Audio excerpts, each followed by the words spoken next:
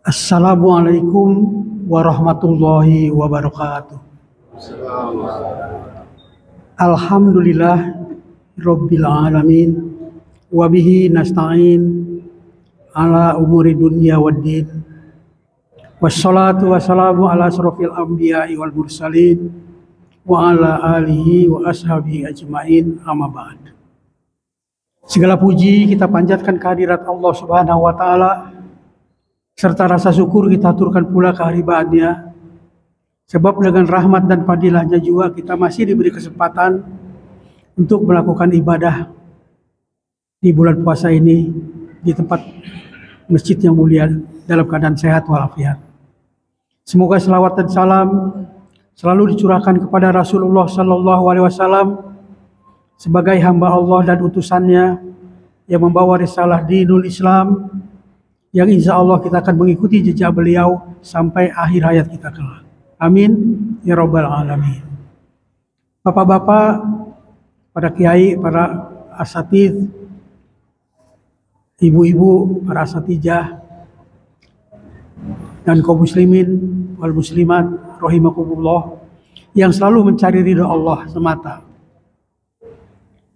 Pada kesempatan ini izinkanlah kami mengungkapkan satu pendidikan di dalam bulan Ramadan. Memang bulan puasa agak berat kita melakukannya, itu kata sebagian orang. Tetapi berbeda dengan amal ibadah yang lain, kalau mengucapkan 2 kalimat syahadat lakukan. Sholat 5 waktu dan sunah-sunah lakukan. Infak sedekah, zakat mal, zakat fitrah lakukan, pergi haji lakukan. Tapi puasa jangan kamu melakukan makan dan minum dan bersetubuh pada siang hari. Nah, ini tidak melakukan. Namun kalau kita perhatikan di dalam bulan Ramadan itu ada sebagai bulan pendidikan. Dan kita tahu pendidikan di dalam dinul Islam itu ada 3 hal. Pertama, tarbiyatul akli, mendidik otak kita supaya cerdas, pinter, cerdik, pandai, tinggi, mempunyai ilmu pengetahuan, baik ilmu pengetahuan al-kauniyah, Quran dan Sunnah, maupun ilmu pengetahuan teknologi, iptek, al-kauniyah. Jadi kita disuruh umat Islam ini mempunyai 2 ilmu tadi, bukan hanya sekedar firman-firman Allah yang 7.236 ayat, 114 surat, 30 juz, ya kan? Hadis-hadis Rasulullah yang sohe-sohe, tetapi juga kita disuruh mempelajari ilmu pengetahuan dan teknologi, hukum sebab akibat. Jadi hukum sebab akibat. Nah sekarang coba kita lihat Instagram, Facebook, internet, ya kan, WA, semuanya serba kalau yang kita tidak mempelajarinya ya nggak bisa kita. Nah disinilah tarbiyatul akli. Namun akli tadi perlu menyadari akan keterbatasan kemampuannya. Otak kita tidak mampu memenuhi persyaratan seluruh bidang ilmu teknologi tadi. Banyak hal-hal yang kita tidak bisa lakukan, bisa cerna. Maka yang kedua, tabniyatul qalbi, membentuk hati. Agar hati tadi menyadari akan kebesaran Allah Subhanahu wa taala yang paling hebat, luar biasa. Nanti Allah memberikan petunjuk kepada kita, memberikan hudal, memberikan pedoman hidup, memberikan dukungan, memberikan penjelasan, memberikan segala macam apa yang kita butuhkan dalam kehidupan ini. Nah, yang ketiga baru tarbiyatul jasad, bergerak ucapan kita, perbuatan kita, amal perbuatan kita, semuanya hanya untuk mencari ridha Allah. Nah, oleh karena itu kehidupan terpadu atau bertumpu kepada 4 hal. Yang pertama, ilmu dari yang pintar, yang cerdas, yang cerdik, yang pandai, tidak bodoh. Kita lihat sejarah. Suatu ketika Rasulullah SAW duduk di teras Masjid Nabawi dengan santai menghadap ke arah timur. Tiba-tiba datang seorang laki-laki berlari-lari kencang, anak muda, lalu berkata kepada Rasulullah, "Ya Rasulullah, tolong aku ya Rasulullah. Tolong aku mau dianiaya ya Rasulullah oleh orang banyak. Mereka sedang mengejarku. Bahkan aku hampir mau dibunuh ya." Apa yang dilakukan Rasulullah? Kau bersembunyilah di belakang sana masjid. Bersembunyi orang tadi. Nah, sejak itu Rasulullah bangkit dari duduknya. Kalau tadi dia menghadap ke arah timur, Rasulullah bangkit, berbalik menghadap ke arah selatan. Duduk dengan santai Rasulullah SAW. Datang orang yang mengejarnya tuh, rame-rame. Mungkin ada yang belum muslim juga. "Hai Muhammad, kau jangan dusta, kau jangan bohong. Pasti orang laki-laki yang kami kejar tadi, dia lewat sini. Kau tahu dan di mana dia sekarang berada? Coba bayangkan. Apa Rasulullah mau bohong, mau dusta?" Nah, disinilah ilmu dari yang pintar. Rasulullah menjawab, "Sejak aku duduk di sini menghadap ke arah selatan, baru pertama kali kalian yang baru datang."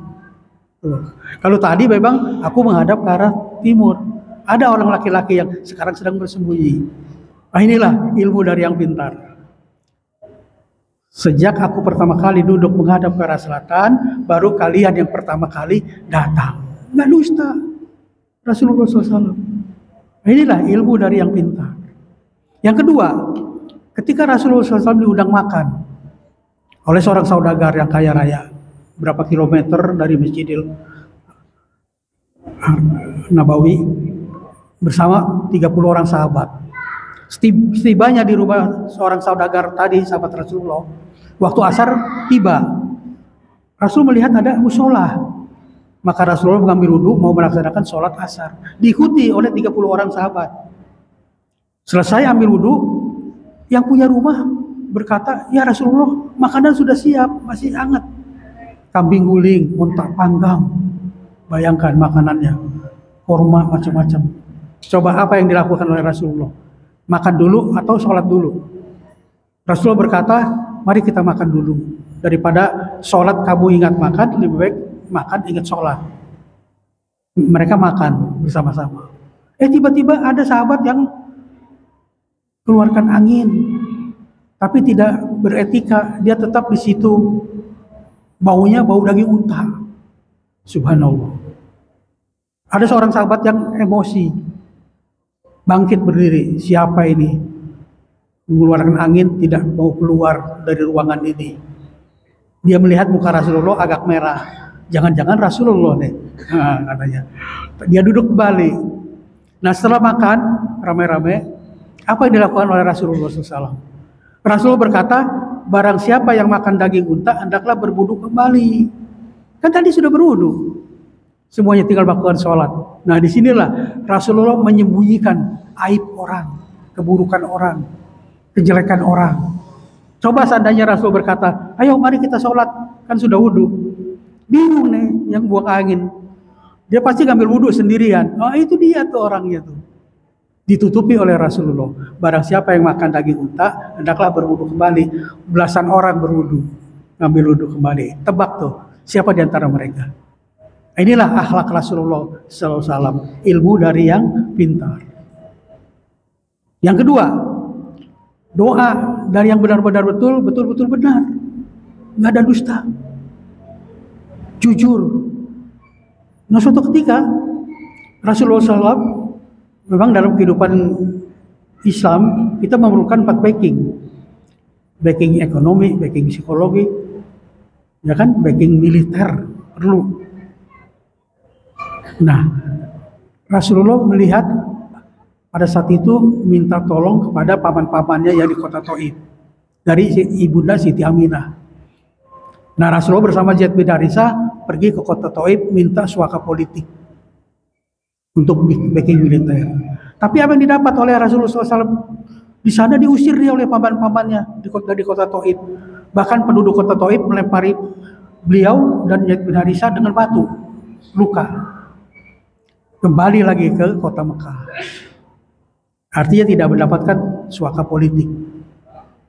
Nah, Di tengah jalan ketika Rasul beristirahat bersama Zaid bin Harithah, malaikat Jibril datang atas utusan Allah membawa malaikat penjaga gunung kota Taif. Malaikat Jibril berkata, "Ya Rasulullah, aku diperintahkan oleh Allah Subhanahu wa taala agar kau perintahkan dari malaikat gunung kota Taif membalik gunung kota Taif supaya paman-pamanmu yang mengusir kamu dan penduduk kota Taif yang melempari kamu dengan batu membinasa semuanya." Balik gunung Taif. Nah, wa ma arsalnaka ila rahmatan lil alamin. Aku bukan diutus untuk itu, wahai Jibril. Disinilah laqad kana lakum fi Rasulillah uswatun hasanah.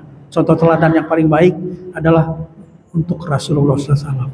Rasul berdoa, mendoakan, bukan membalik gunung, perintahkan malaikat penjaga gunung, tapi didoakan, Allahumma hdi qaumi fa innahum la ya'lamun. Coba bayangkan, luar biasa kan akhlak Rasulullah, sejarah Rasulullah SAW. Ya Allah, bimbinglah mereka, pamanku dan penduduk kota Taif. Berilah mereka petunjuk, berilah mereka hidayah. Mereka tidak tahu bahwa aku adalah utusanmu. Kalau mereka tahu aku adalah utusanmu, mereka akan menerima aku.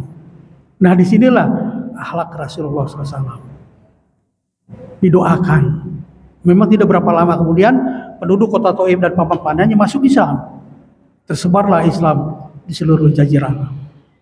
Yang kedua, dalam penaklukan kota Mekah, Rasulullah masuk ke kota Mekah, menaklukkan kota Mekah tanpa pertumpahan darah, tanpa peperangan dengan para sahabat. Apa yang dilakukan oleh Rasulullah?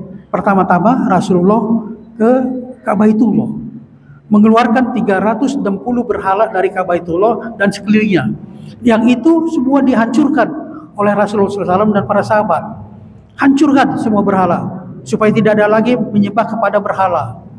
Karena ini 360 berhala yang disembah oleh seluruh penduduk jazirah Arab, 360. Nah, ketika Rasul sedang dengan sahabat menghancurkan berhala-berhala, tiba-tiba seorang wanita berlari-lari menghampiri Rasulullah dan menantang Rasulullah SAW. "Hai Muhammad, boleh saja kau taklukkan kami tanpa peperangan, tanpa pertumpahan darah, tapi aku tantang kau, hai Muhammad. Apa yang kamu mau lakukan terhadap diriku?" Oh, nggak taunya Hindun, istri Abu Sofyan, pemimpin kota Mekah. Kenapa? Hindun mengira Rasulullah SAW dendam kepada dirinya. Kenapa? Dalam perang Badar, ayahnya Hindun dan kakaknya dapat terbunuh oleh Hamzah radhiyallahu anhu. Nah, sejak itu dia dendam kepada Hamzah radhiyallahu anhu. Dia cari bagaimana untuk membalas dendam kepada Hamzah radhiyallahu anhu. Dia sewa pembunuh bayaran, sniper kalau sekarang, ahli pelempar lembing dari Afrika bernama Wasi, hanya untuk membunuh Hamzah. Dalam perang Uhud, Hamzah terkena lemparan tombak Wasi dengan tepat, terkapar bersimbah darah, dan Hindun yang ikut berperang pada saat itu membelah dada Hamzah dengan pisau belati, lalu mengeluarkan jantung hatinya. Sangat sadis. Rasulullah melihat, para sahabat melihat, tapi tidak bisa berbuat apa-apa. Karena dalam perang Uhud, Rasulullah dan para sahabat terpukul mundur, kalah dengan kaum Quraisy musyrik. Nah, Hindun mengira Rasulullah dendam, pamannya dilakukan seperti itu. Maka pada pembukaan penaklukan kota Makkah ditantang Rasulullah SAW. Coba bayangkan, orang yang sudah takluk menantang. Bagaimana dengan kita? Dan apa yang dilakukan oleh Rasulullah? Rasulullah mendoakan, membaca surat Yusuf ayat 92, qala la tasriba alaikumul yaum yaghfirullahu lakum wa huwa arhamur rahimin. Wahidun, sejak saat ini tidak ada lagi dendam di antara kita, tidak lagi permusuhan, kau bebas. Silakan. Mudah-mudahan Allah mengampunimu. Yaghfirullahu lakum wa huwa arhamur rahimin. Karena Dia Allah adalah Maha Pengampun, Maha Pengasih, Maha Penyayang. Itu doa surat Yusuf ayat 92. Benar saja tidak berapa lama Hindun masuk Islam. Jadi serikali pembela Islam dia. Inilah sejarah. Nah, yang ketiga, keadilan dari yang besar, punya power, punya kekuasaan. Kalau tidak, nggak bisa keadilan ditegakkan kalau tidak punya kekuasaan. Nah, kita tahu Rasulullah SAW ketika di Mekah belum diutus menjadi Rasulullah, sudah dijuluki Muhammad bin Abdullah Al-Amin, orang yang bijaksana, cerdas, cerdik, pintar, pandai, benar-benar betul benar. Wah, hebat. Suatu ketika pada saat itu banjir melanda kota Mekah. Ka'baitullah hancur. Nah, para penduduk kota Mekah yang masih musyrik pada saat itu membangun bersama-sama Ka'baitullah yang dibangun oleh Nabi Ibrahim alaihissalam dan Nabi Ismail alaihissalam. Setelah selesai mereka ribut. Siapa yang pantas meletakkan batu Hajarul Aswad ke dinding Ka'bah? Coba bayangkan. Hampir terjadi peperangan di antara mereka, kaum musyrik Quraisy. Nah, para pendisepuh bermusyawarah, panggil Muhammad bin Abdillah Al-Amin. Mungkin dia bisa menyelesaikannya. Diundanglah Rasulullah. Apa yang dilakukan oleh Rasulullah SAW? Rasulullah mengambil kain yang besar, lalu menebar dan mengambil batu Hajarul Aswad, menaruh di tengah-tengahnya, tengah-tengah kain, dan meminta setiap kepala suku, kepala kaum memegang pinggiran kain, mengelilingi kain tadi, menggotong beramai-ramai, diorangkan. Nah, inilah membangun kebangsaan, membangun kedewasaan. Mereka menerima, diorangkan, menggotong mereka beramai-ramai kepala suku ke Ka'baitullah. Nah, setelah sampai dekat dinding Ka'bah, Rasulullah pula yang mengambil batu Hajarul Aswad dan meletakkan di dinding Ka'bah sampai sekarang. Itulah hebatnya Rasulullah SAW. Nah, yang kedua, kita tahu wanita Bani Mahjum yang suku terkenal feodal mencuri. Sudah diputuskan oleh hakim, jaksa, hukum potong tangan. Sesuai dengan wasariku wasariqatu faqau aidehuma jazam bima kasaba nakala minallah wallahu azizun hakim. Pencuri laki-laki dan pencuri wanita, potong tangannya. Siapapun dia. Ini balasan dari Allah agar kapok, karena Allah Maha Azizun Hakim. Sangat aziz dan hakim, bijaksana dan sangat hebat. Nah, belum dilakukan eksekusi karena merasa dia suku feodal, Bani Mahjum mencari jalan, minta dispensasi kepada Rasulullah. Yang dekat, dia dekat Usama. Diajak Usama menghadap Rasulullah. Apa kata Rasulullah? Wahai Usama, kejatuhan Bani Israel, kalau hukum terkena kepada yang di atas tidak dilaksanakan, kalau hukum terkena yang di bawah dilaksanakan. Itu kehancuran Bani Israel. Dan orang Nasrani pun begitu. Maka wahai Usama, laukanat Fatimah binta Muhammadin sarokot lakototu yadaha. Seandainya Fatimah binti Muhammad yang mencuri, Usama, aku yang akan memotong tangannya. Inilah ketegasan Rasulullah SAW. Adil, bijaksana, dan mempunyai power dan berakhlakul karimah. Dan yang terakhir, yang keempat, harga diri dari yang tegar. Jadi kita harus menjadi yang tegar, transparan, tidak ngumpet-ngumpetin, tidak bermacam-macam, harus transparan, ceritakan semua apa yang datang dari Allah Subhanahu Wa Taala, yaitu berupa wahyu yang dicontohkan oleh Rasulullah berupa sunnah Rasul, semua dibuka. Dan inilah tugas kita dalam bulan puasa, mengkaji Al-Quranul Karim dan sunnah Rasul, sehingga kita bisa sedikit-sedikit mempraktekkan apa yang sudah dilakukan oleh Rasulullah, para sahabat dahulu. Bagaimana mereka mengikuti firman-firman Allah Subhanahu Wa Taala. Nah, suatu ketika Rasulullah pergi ke masjid, ada sekelompok orang, ada satu orang yang meludahi Rasulullah, mengenyek Rasulullah, ya kan, mengata-katai Rasulullah. Rasul tetap jalan ke masjid, balik lagi. Itu setiap hari. Dan suatu ketika orang tadi tidak ada. Rasul bertanya kepada kawan-kawannya, kemana si fulan? Oh, dia sakit ya Rasulullah. Sakit, baru kemarin dia sakit. Nah, apa yang dilakukan oleh Rasulullah SAW? Rasulullah ke pasar membeli 3 potong roti, lalu menjenguk yang sedang sakit tadi. Betapa hancurnya hati orang tadi. Ketika dia mengenyek, meledek Rasulullah, meludahi Rasulullah, ya kan? Sekarang ketika dia sakit, orang lain belum ada yang datang, Rasulullah yang datang, menjenguk, membawa roti. Disinilah akhlak Rasulullah SAW dengan yang perlu kita kaji bersama-sama. Coba bagaimana? Maka setelah dia sembuh berapa lama kemudian masuk Islam lagi dia. Dan kita tahu Rasulullah ketika mensiarkan Islam hanya 4 orang yang mulainya. Rasulullah SAW, Abu Bakar Siddiq radhiyallahu anhu, Ali bin Abi Thalib radhiyallahu anhu, dan Ibunda Siti Khadijah radhiyallahu anha. Hanya dari 4 orang. Sekarang sudah berapa orang kaum muslimin wal muslimat di seluruh dunia ini? Ya kan? Nah, inilah yang dilakukan oleh Rasulullah SAW selama 22 tahun, 13 tahun di kota Mekah, 10 tahun di kota Madinah. 22 tahun, 2 bulan, 22 hari selesai. Itu kita kenal dengan sunnah Rasul. Maka Rasulullah bersabda, taraktu fikum amroen lan tadilu in tamasaktum bihima kitaballah wa sunnatan Nabi sallallahu alaihi wasallam. Aku hanya meninggalkan 2 wasiat. Barang siapa berpegang teguh kepada 2 wasiat tadi, tidak akan disesatkan, tidak akan sesat selama-lamanya. Apa 2 wasiat tadi?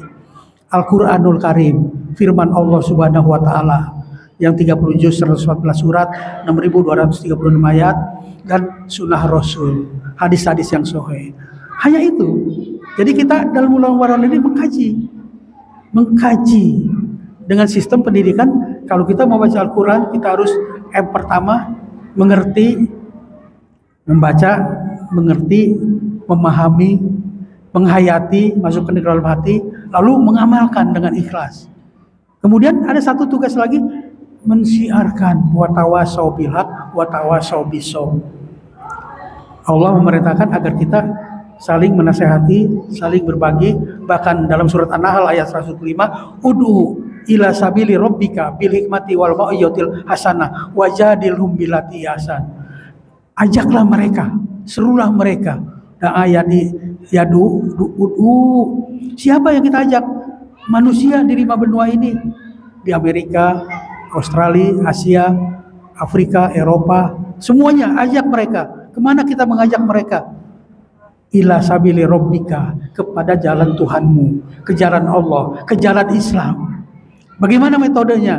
Yang pertama bil hikmah, dengan strata, taktik dan strategi dalam mengelola bidangnya, sudut pandang akhirat tanpa melupakan dunia, dan bijaksana. Yang kedua, dengan pelajaran-pelajaran yang baik, mau'izatil hasanah, dengan cara mengajak bukan mengejek, dengan akhlakul karimah, dengan rahmatan lil alamin. Dan yang ketiga, kalau perlu diskusi, adakan seminar, adakan simposium, diskusi dengan cara yang baik. Inilah Islam, rahmatan lil alamin.